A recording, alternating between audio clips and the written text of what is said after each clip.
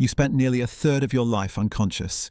Every night, you climb into bed, close your eyes, and disappear for hours at a time.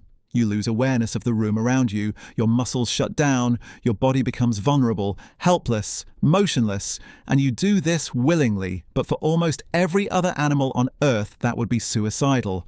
A deer sleeping too deeply gets eaten. A monkey that loses awareness for too long falls from the tree. In the wild, unconsciousness is dangerous, which raises a strange question: why do humans sleep so much? Most people think the answer is obvious. Your body gets tired, your brain needs rest. Sleep is just the body's way of recharging itself. But that explanation has always been incomplete.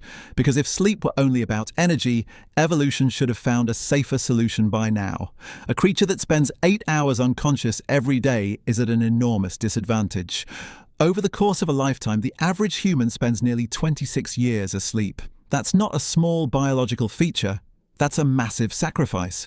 And the real reason your brain forces you to sleep may be far stranger than you think.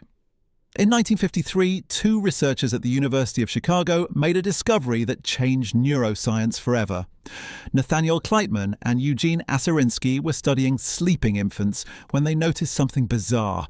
Even while deeply asleep, the baby's eyes suddenly began darting rapidly beneath their eyelids. At the same time, their brain activity exploded. Their brains didn't look unconscious. They looked awake. This became the first documented evidence of REM sleep. Rapid eye movement sleep, the phase where most vivid dreams occur, and what they discovered next was even stranger. During REM sleep, your body is effectively paralyzed. Your brain intentionally shuts down most muscle activity so you don't physically act out your dreams. Your heart rate changes, your breathing becomes irregular, brain activity surges almost to waking levels.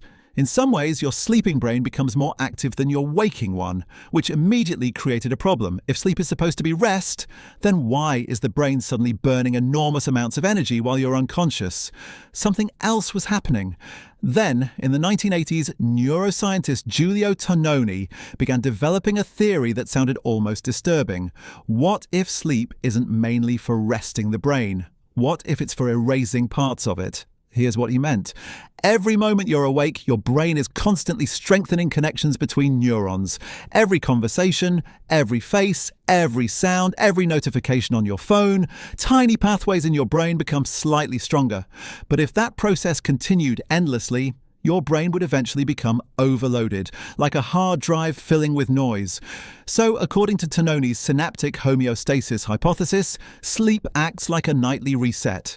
While you sleep, the brain weakens and trims unnecessary neural connections. Important pathways survive, weak ones disappear. Your brain is literally deciding what deserves to exist and what deserves to be forgotten.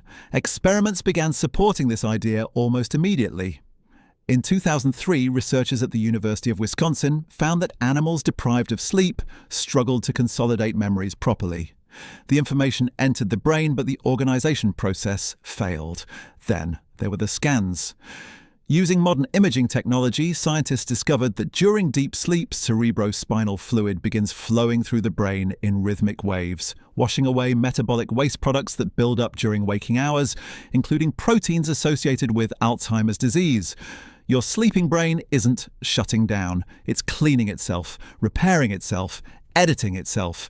And here's where things become deeply uncomfortable.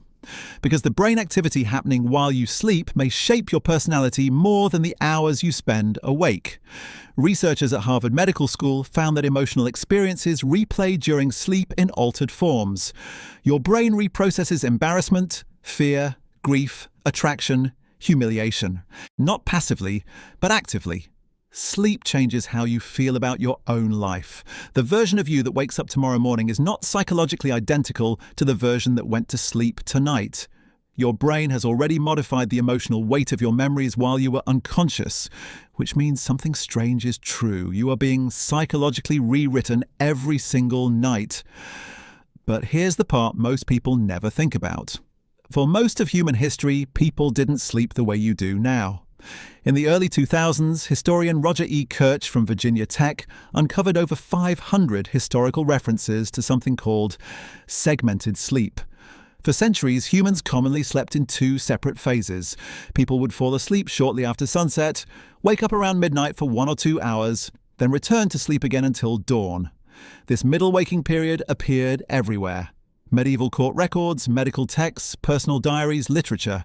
People prayed, talked, had sex, reflected by candlelight. Then they went back to sleep. In other words, waking up at 2 a.m. may not actually be a malfunction. It may be ancient behavior your body still remembers. And this makes modern sleep feel much stranger. Because today, millions of people panic when they wake up during the night. They assume something is wrong with them. Insomnia, anxiety, dysfunction.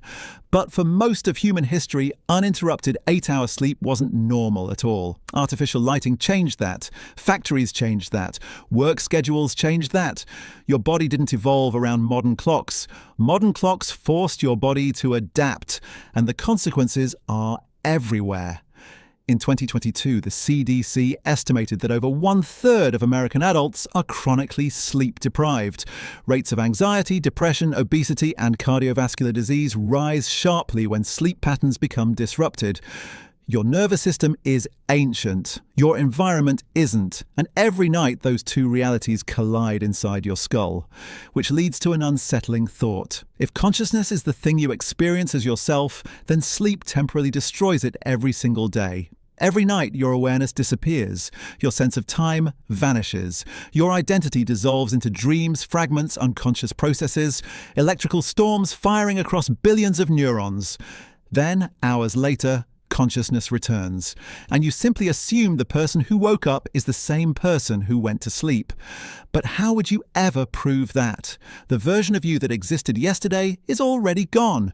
Its emotions have shifted, its neural connections have changed, its memories have been edited, your brain survived, but the exact mind you had before sleep didn't. Something slightly different woke up in its place, and maybe that's the real reason humans sleep.